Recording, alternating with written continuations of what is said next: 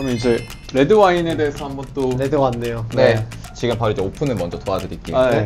케이 소믈리에랑 그때 가서 골랐는데 이 두 병이 이제 하나는 너무 생소한 브랜드고 이니스프리는 사실 저는 두 병 다 안 마셔본 나도 처음 봐요. 와인인데 네. 근데 저 이니스프리란 와인은 되게 유명하다고 이제 설명을 해주더라고. 사실 저는 항상 먹을 때도 기억을 잘 못해서 사진 찍어두시는 게 아무래도 제일 좋지 않나. 그렇네요 진짜. 네. 네. 그게 제일 보통 좋잖아. 어플로 기록을 요즘에 많이 해놓으니까 맞아.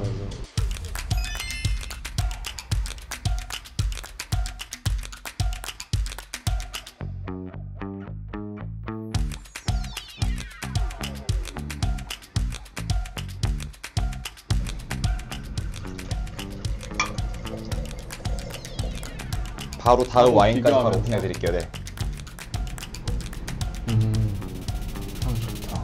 확실히 레드니까 넓어서 향이 더 잘 나는 것 같아. 이 레드도 종류마다 좀 와인 잔이 달라지잖아요. 네, 보통 레스토랑 같은 경우는 두 가지 스타일의 글라스를 보유하게 되는데 하나가 이제 보르도 스타일, 하나가 이제 버건디 스타일 이렇게 생각하시면 될 것 같아요. 예를 들어서 보르도 같은 경우는 크게 5대 포도 품종이 있는데요. 다 진한 포도 품종들이에요. 그래서 향과 맛 물론 다 중요하지만 조금 더 맛에 입에 오는 직관적인 그런 느낌에 좀 집중되어 있는 스타일이라고 생각을 해주시면 간단할 것 같고요. 그리고 버건디 글라스 같은 경우는 향에 조금 더 집중이 많이 되어 있는 그런 스타일이라고 생각하시면 될 것 같습니다.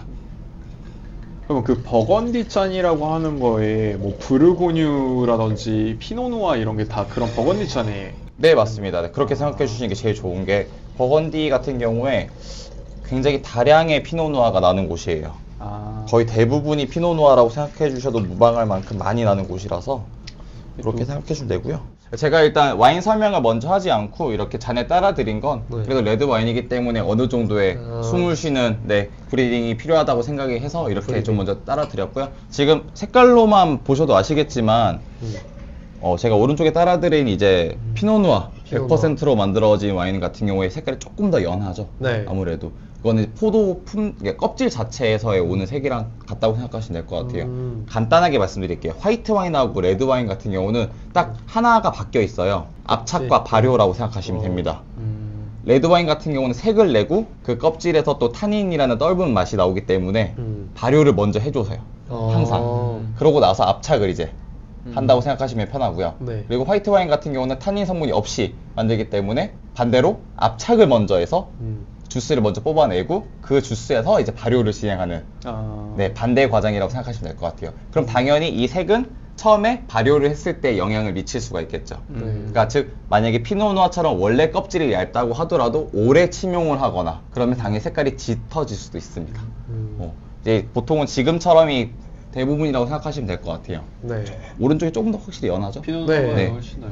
향에 혹시 한번 맡아보실까요? 향? 네.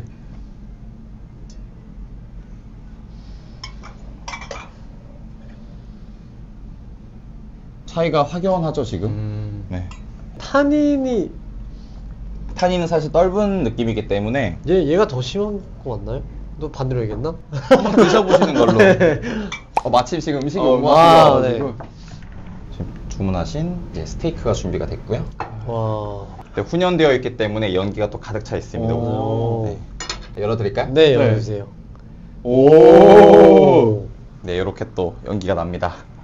이거 무슨 스테이크예요? 이건 이제 체크 스테이크고요. 네, 한우로 되어 있고 당연히 2플러스로 가장 좋은 스테이크로 또 준비를 해드렸습니다. 둘 중에는 어떤 와인부터 맛봐야 되는지.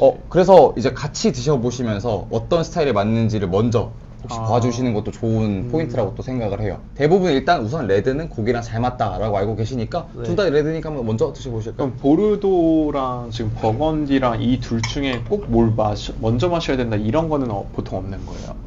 보통은 연한 거부터 먼저 먹고 진한 걸 먹어야 그래도 이제 역치상 맞다고도 생각을 할 수도 있어요. 그러면 버건디. 네, 당연히 이제 버건디를 그럼 당연히 먼저 먹어야 되지만 꼭은 아니다라고 말씀드리고 싶네요. 일단은 그냥 한 잔 버건디 해볼까요? 먼저 네. 마셔보죠. 네. 전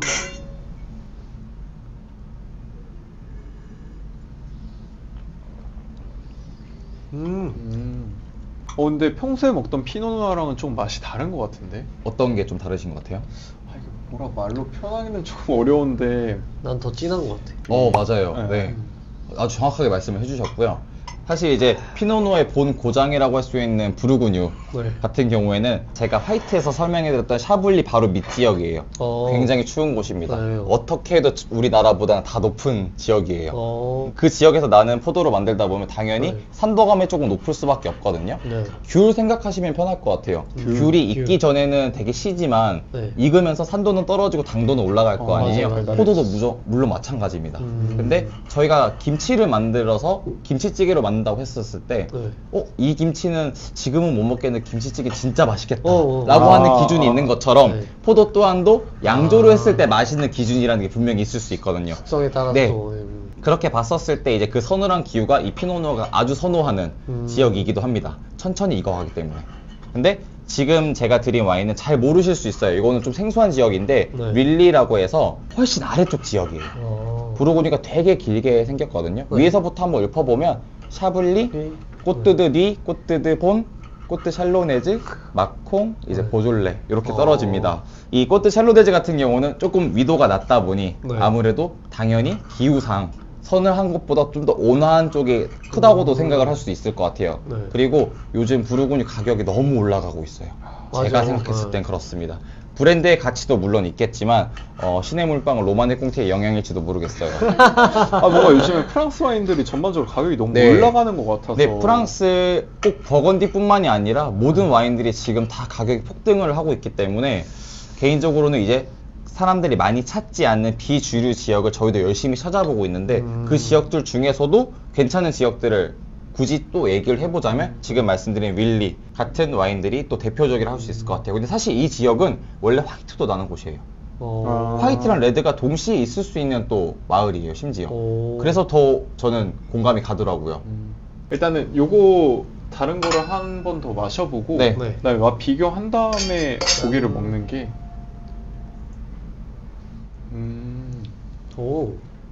근데 이거는 개인적으로 되게 세다라는 느낌이 좀 확 오는? 네. 이게 이니스프리? 네, 맞습니다.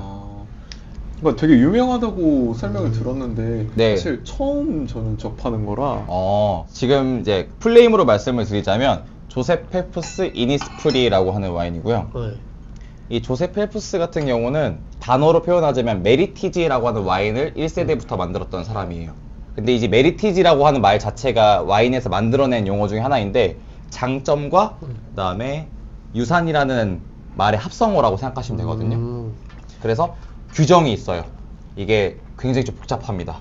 뭐 꼭 보르도 와인을 어느 정도 블렌딩을 해야 된다. 뭐 연간 생산량이 몇 병 이하여야 된다. 그 와이너리에서 꼭 최고의 와인이어야 한다. 뭐 등등등 이 등급을 꼭 지켜야만 이 와인으로 불릴 수 있다라고 하는 규정이 좀 있습니다. 까다롭네. 네, 까다롭습니다. 근데 그렇게 해서 이 조셉 펠프스가 1위를 한 적이 있어요. 근데 어디서 1위를 했냐면 음악계에 빌보드가 있다면 와인계에는 와인 스펙테이터라는 게 있습니다.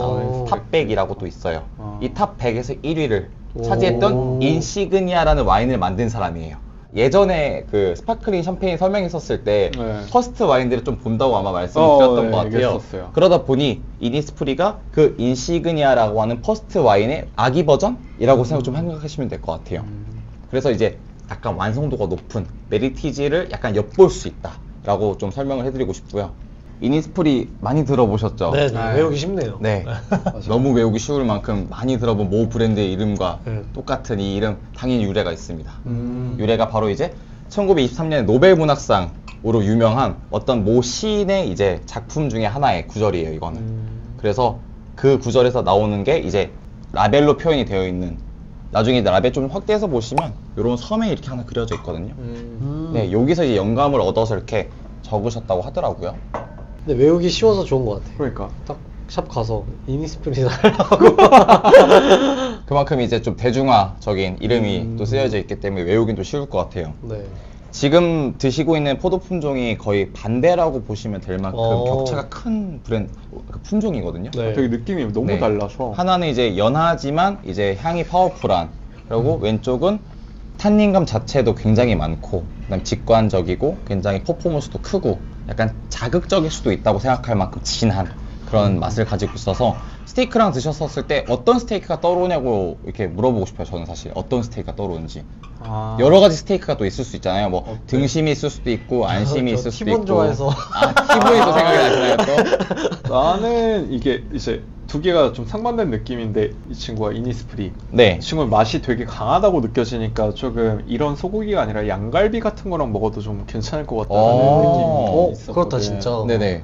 사실 이제 미국 스타일 같은 경우에는 까베르네 쇼비뇽이 약간 좀 집중되어 있는, 화이트에서 말씀드렸지만 샤르도네 했었을 때 샤블리를 떠올리시면 이제 반은 먹고 간다라고 말씀드린 것처럼 나파밸리를 떠올리시면 까베르네 쇼비뇽은 일단 반은 먹고 들어간다, 이렇게 또 생각을 해주시면 좋을 것 같아요. 마찬가지로 이 친구도 나파 카운티 안에 나파밸리, 까베르네 쇼비뇽과 기타 포도 품종들이 블렌딩이 된 또 스타일, 즉 보르도 스타일로 블렌딩이 된, 그렇게 생각하시면 될 것 같습니다. 어떻게 이 두 개 중에는 또 취향이 어느 나 미국인 것 같아. 약간 미국이 와인 역사가 아무래도 프랑스나 이태리 쪽보다는 길지 않은 편인 거죠. 훨씬 길지 않죠. 네.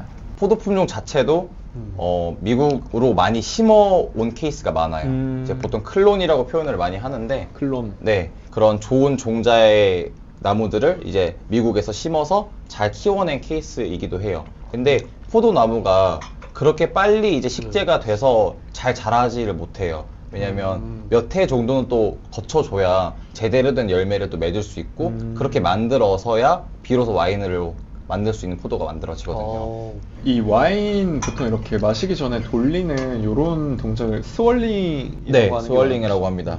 산소랑 좀 접촉을 늘려가지고 어떤 풍미를 더 잘 느끼게 하는 그런 네. 거죠. 네. 비슷한 원리긴 한데 꼭 그렇다고 계속 돌리는 게 좋은 것만은 아니에요. 어떤 와인이든 꽃이 피는 지점이라는 게 있는데 그 지점을 또 넘어버리면 맛이 또 꺾일 수가 있기 때문에 그걸 또 생각하시면서. 이게 근데 일반인들이 어느 지점이 그 꽃을 피고 이런 거를 알기가 어려우니까. 네. 근데 보통은 저희가 손님들에게 따라 드릴 때는 한 입에서 한 입 반 정도만 따라 드려요. 보통은 일부러 그 정도의 이제 스월링 할 수 있고 산화를 할 수 있는 정도만 이제 따라 드리는 게 사실 맞고요. 디켄팅이라고 해서 저희가 이제 큰 디켄터에 와인을 옮겨 담아서 할 경우는 그런 750을 그대로 스월링을 하는 동작이라고 또 생각을 해주시면 될 것 같아요. 그런 것들 경우는 이제 조금 빠르게 그렇게 산화를 시켜야 되는 와인이거나 아니면 좀 침전물을 걸러줘야 될 만큼 올빈이거나 그런 케이스가 좀 있죠.